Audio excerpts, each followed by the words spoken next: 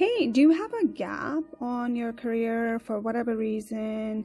Maybe you were laid off, maybe the roles were eliminated, or maybe you took a career break. You know what? Now LinkedIn has an option for you to update it and let the employers know. Now, hear me out here. There are biases around.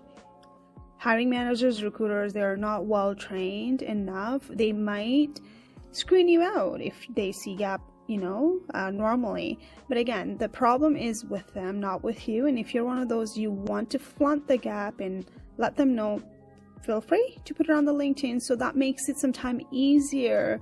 Instead of them assuming the worst things about you, so you're addressing it before you even get an interview. And the employers who want you, right?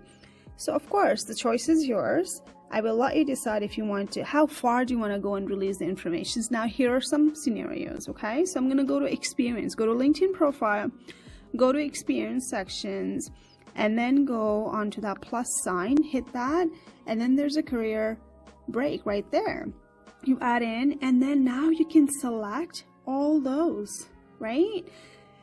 So everything over here. So I will let you decide, and also you can put the gap year as well. This is amazing. Professional development is something that we've always used it as a resume writing person. When I'm training people how to write the resume, I give them the material. How do you put those gap on a resume as well? So I'm going to show you later on at the last slide, how do you put the gap on a resume as well. So it would be normally on the top sections.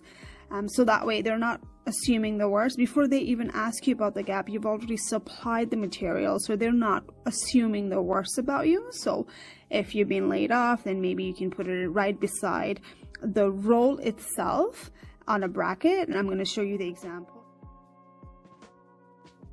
Now that we are done with how do you highlight the gap on a LinkedIn profile based on the new LinkedIn features, and it might not be rolled out to everybody, but I just wanted to go and show that to you. It's possible on LinkedIn. So let's say if you don't have that feature yet on LinkedIn, how do you do that on a resume? So on a resume, this is one of the format, but everything changes. One size does not fit all. It depends on the person's gap and industry and whatnot. So for example, if you are one of those who took a break and then they want to go to college, upgrade the skills, they wanted to upgrade it, you can put professional development here, right there when you see it.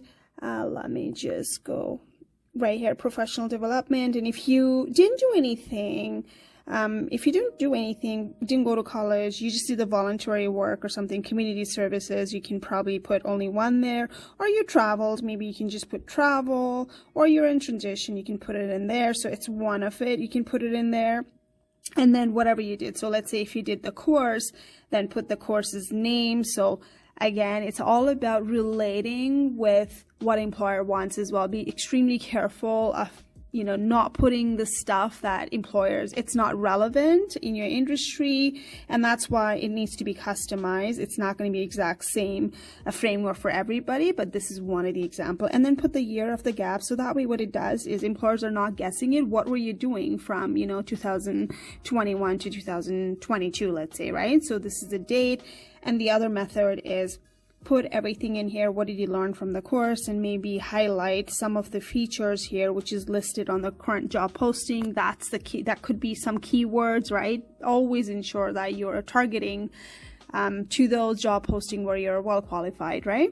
And the volunteering work as well. Make sure you put the strategy together, and then you can put something here as well. The volunteering, whatever you did in volunteering, could it be fundraising? Would that fundraising matter for the job that you're applying for? Is there anything that would highlight your skills from volunteering to the job that you're applying for? So you're going to be strategic. Don't just put for the sake of putting it, but it has to make sense as well sometimes, okay? And then this is the experience section for you, and this is where maybe you're laid off, the position was eliminated, then you can put it right in the bracket as well, so people now know that, okay, well, you know what, you were laid off, and sometime it would be pandemic or it would be restructuring, whatever it is, you can put it there as well. So what that does is they're not assuming the worst, and you know what, they're not selecting you out without actually even knowing about you, but you've given them a valid reason. If they want you, they want you, all right? So there's the situations about the gap, and I'm loving this feature.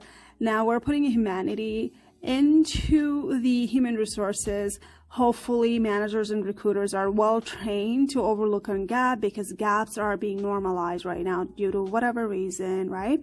So you get to decide if you want to showcase that, highlight it before you even get an interview. You want to talk about it. So what I'd like to leave with is own the gap. And if you don't own it, it's going to be very hard for you to go on an interview, and you're going to struggle. And that's where a lot of people lack the skills of explaining why the gap and what happened.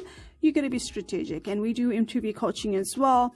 Feel free to reach out, and there's your appointment calendar online, teachingdo.com. You can go there and talk to one of us, and we'll be more than happy to assess your situations.